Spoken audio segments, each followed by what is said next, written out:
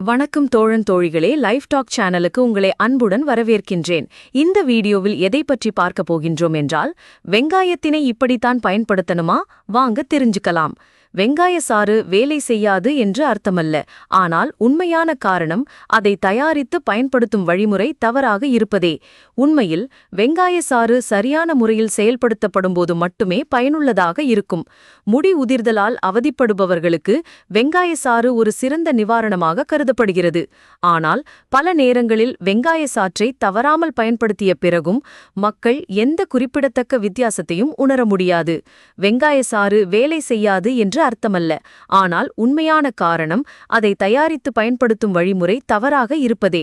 உண்மையில் வெங்காய சாறு சரியான முறையில் செயல்படுத்தப்படும் போது மட்டுமே பயனுள்ளதாக இருக்கும்.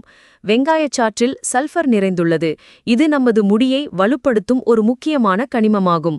இது கெரட்டின் ஒரு முக்கிய அங்கமாகும். இது முடி வேர்களை வலுப்படுத்தி உடைவதை தடுக்கிறது. இது தவிர குரிசிட்டின் எனப்படும் ஆக்சிஜனேற்றி இதில் காணப்படுகிறது. இது உச்சந்தலையில் ஏற்படும் வீக்கத்தை குறைக்க உதவுகிறது மற்றும் முடி நுண்ணறிகளை பாதுகாக்கிறது. வெங்காயத்தில் உள்ள பாக்டீரிய எதிர்ப்பு மற்றும் பூஞ்சை எதிர்ப்பு பண்புகள் பொடுகு மற்றும் தொற்று நோயிலிருந்து பாதுகாக்கின்றன. இந்த சாறு முடி வளர்ச்சியை ஊக்குவிக்கிறது மற்றும் அவற்றை ஆரோக்கியமாக்கிறது. பெரும்பாலான மக்கள் வெங்காயத்தை வெட்டி அரைத்து பிரித்தெடுத்து நேரடியாக உச்சந்தலையில் தடவுகிறார்கள். இது மிகப்பெரிய தவறு. ஏனெனில் இந்த செயல்பாட்டில் சாறு செயல்படாது. ஊட்டச்சத்து நிபுணர் ரவ்னீத் பர்தாவாலின் கூற்றுப்படி, வெங்காய சாறு பயன்படுத்துவதற்கு முன்பு சிறிது நேரம் புளிக்க வைக்கப்படும் போது மட்டுமே பயனுள்ளதாக இருக்கும். இந்த செயல்முறை அதில் உள்ள ஊட்டச்சத்துகள் மற்றும் நொதிகளை மிகவும் சுறுசுறுப்பாக்குகிறது. இது முடிக்கு ஆழமான ஊட்டச்சத்தை வழங்குகிறது. அதாவது வெங்காய சாற்றை பச்சையாக பயன்படுத்துவதற்கு பதிலாக அதை சரியான முறையில் தயாரிப்பது மிகவும் முக்கியம். வெங்காய சாற்றை எப்படி நொதிக்க வைப்பது? வெங்காய சாறு முடி உதிர்வதை தடுப்பதில் அற்புதமான விளைவுகளை காட்ட விரும்பினால் அதை குறைந்தது 72 மணி நேரம் நொதிக்க வைக்க வேண்டும். இதற்காக வெங்காய சாற்றை பிரித்தெடுத்து ஒரு சுத்தமான கொள்கலனில் வைத்து மூடி வைக்கவும். நொதித்தல் போது அதில் புதிய நொதிகள் மற்றும் வைட்டமின்கள் உருவாகின்றன.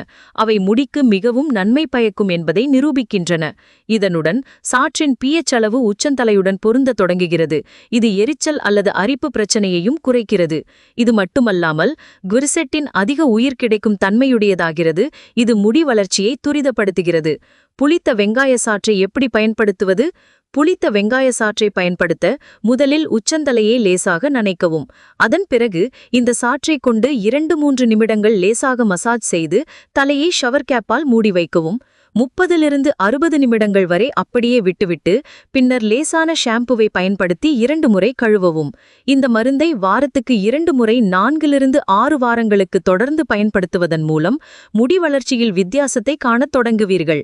நீங்கள் விரும்பினால் அதில் 5 சொட்டு ரோஸ்மேரி எண்ணெயையும் சேர்க்கலாம். இது முடி மீண்டும் வளர மருத்துவ ரீதியாக நிரூபிக்கப்பட்டுள்ளது.